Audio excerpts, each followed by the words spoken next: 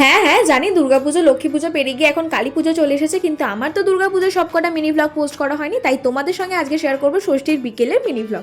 এই ছিল আমার ষষ্ঠীর দিনকার লুক, যেটা কিনা খুব সুন্দর হয়েছিল। এটার গেটেড উইথ মি আমার চ্যানেলে পোস্ট করা রয়েছে, যারা দেখোনি অবশ্যই গিয়ে দেখে নাও।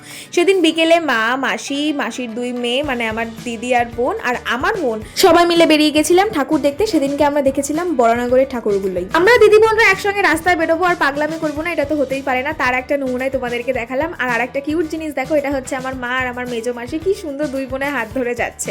আমরা বিএসএফ ক্যাম্প থেকে এখানে ধরে নিলাম বাস এবং চলে গেলাম সিথির মোড়ের ঠাকুরটা সবার আগে দেখবো বলে। তো এই পুজোর সময় এরকম ফাঁকা বাস পাওয়া খুব ভাগ্যের ব্যাপার, বাট আমরা পেয়ে গেছিলাম। তো সিথির মোড়ের ঠাকুরটা যাওয়ার জন্য আমরা লাইন দিতে শুরু করে দিলাম। সিথির মোড়ের প্যান্ডেলটা বেশ ভালোই করেছিল, বাট আগের বার আরো বেশি সুন্দর করেছিল, যেটা আমার মনে হয়। তোমরা যারা এই বড়নগর বা এই সাইডের এরিয়াতে থাকো তারা তো জানবে যে সিথির মোড়ের মেলাটা কত ফেমাস আর এখানকার কত বড় একটা মেলা। তো মেলায় প্রচুর ভিড় ছিল, রাইডও অনেক ছিল, বাট আমি যে জিনিসটা নিয়ে মেল্ট হয়ে গেছিলাম সেটা হচ্ছে এই কানের দুল অ্যান্ড সিলভার অ্যাক্সেসরিজের পার্টটা। আমি কুটি দুজনে মিলেই শুধু দোকানের সামনে দাঁড়িয়ে দাঁড়িয়ে দেখছিলাম।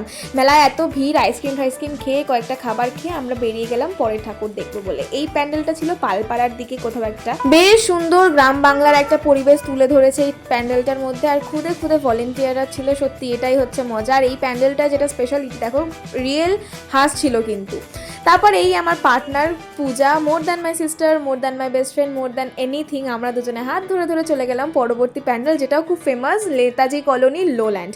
লোল্যান্ডের পাস আমাদের কাছে ছিল, বাট আমাদের পাসের প্রয়োজন হয়নি, কারণ প্যান্ডেলটা বেশ ফাঁকাই ছিল।